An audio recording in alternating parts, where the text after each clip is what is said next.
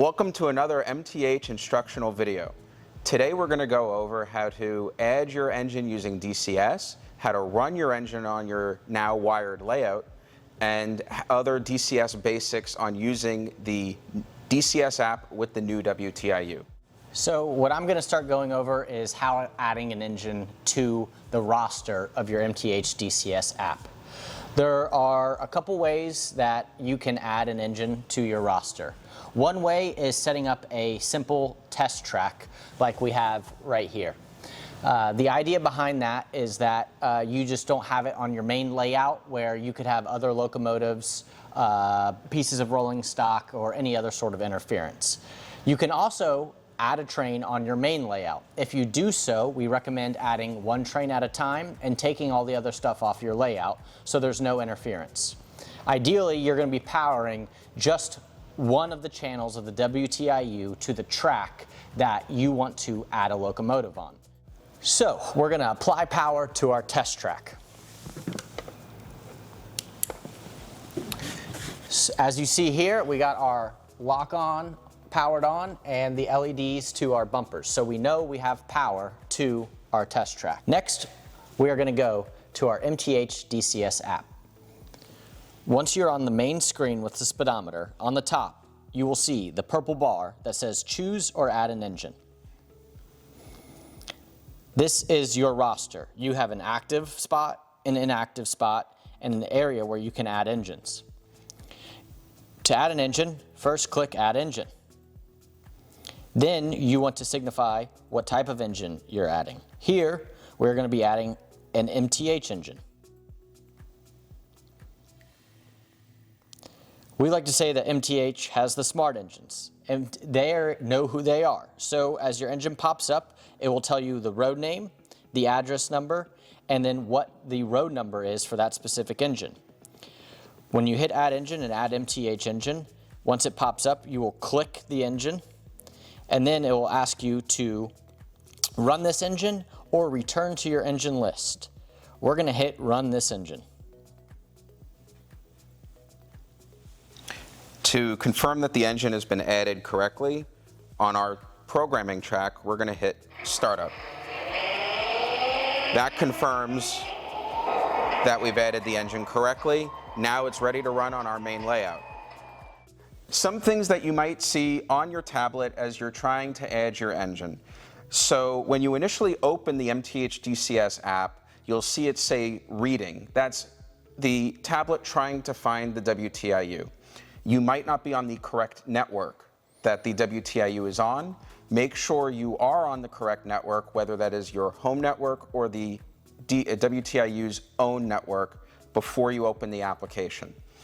If you are unable to find the WTIU, you click the refresh button and it will attempt to re-find the WTIU. When adding an engine, you may see certain messages such as DCS timeout, engine not on track, other things of that nature. All of that points down to potential problems with wiring or that the track may not be powered. Absolutely take a look at the previous video in this series where Sid goes over how to properly wire your layout for DCS usage. Now that Bradley has properly added the Susquehanna engine to our tablet, I can now take this engine and run it on the main layout. One other point, unlike other manufacturers, the engine IDs for DCS are stored on the tablet. They are not stored on the WTIU or the TIU for the previous version. That means if your friend or someone else, or you change tablets, comes over to run engines, their IDs may conflict with your IDs, and it is always good for you to re-add their engines on your tablet when running on your own layout. All right, now that we have added this engine to our MTH roster, after adding it on the test track, we've moved it over to our main layout. First, to get running, I'm going to add power to the main layout. Since we added our engine onto the test track and moved it over to the main layout and the engine lost power, the engine gets moved to the inactive section of your roster on the app. In order to move an engine back from the inactive spot on the roster to the active spot, there's two things that you can do. First, you can hit the refresh button in the top left-hand corner of the speedometer screen, or on the MTH roster section of the app where you go to choose or add an engine, or it lists your active and inactive engines. You can pull down the list to refresh it, and then it will pull your engine up from inactive to active so you can run it. I now have this engine active.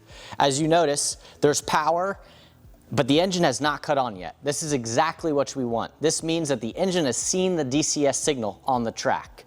If this engine did not see the DCS signal, you would see the headlight come on and the engine would power up. So everything's working how it should be right now. Next, I'm going to hit start up.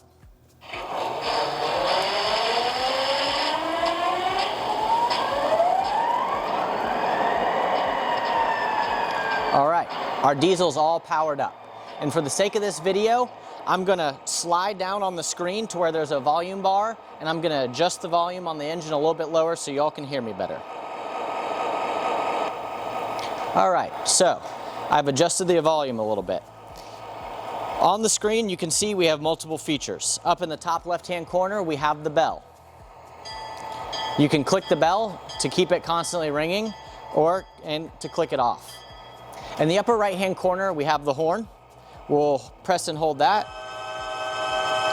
And you can sequence the horn on however you would like to do it. In the center, we have our speedometer. This is our speed control and scale miles per hour. There's a couple ways that you can get your engine moving. You can hit the plus symbol in order to increment by 1 scale miles per hour. Or you can click the engine, or the speedometer, excuse me, to say 10 scale miles per hour, and it'll automatically go to 10 scale miles per hour. One thing to keep in mind is that if you're clicking down by the plus button, you can also click 120, and that will put your engine at 120 miles per hour. So be careful where you are clicking on the screen. For the sake of the view of this video, I'm going to put this engine back to the center, and you can see in the bottom left and right hand corners of our tablet screen, we have the reverse and the forward buttons. I've switched the position so that the engine is now moving in reverse.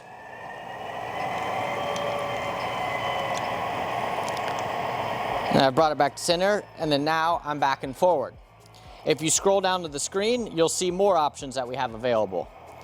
Here we have our front coupler button. As you can hear, the coupler is fired off. And then we have our rear coupler button. You can hear that our couplers have fired. A couple other options that we have are engine sound, where you can completely turn it off.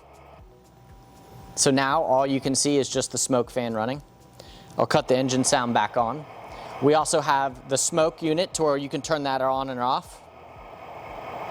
I've turned off the smoke. And you can turn on or off the headlights of the engine.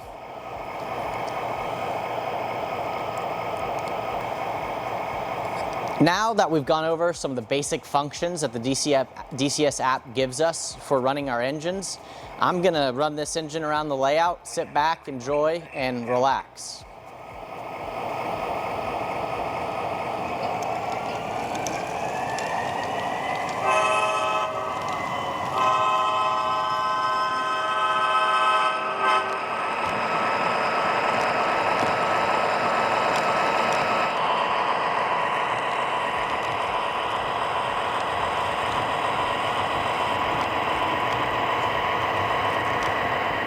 And that wraps it up for this instructional video going over the basic functionalities that the MTH DCS app has to offer.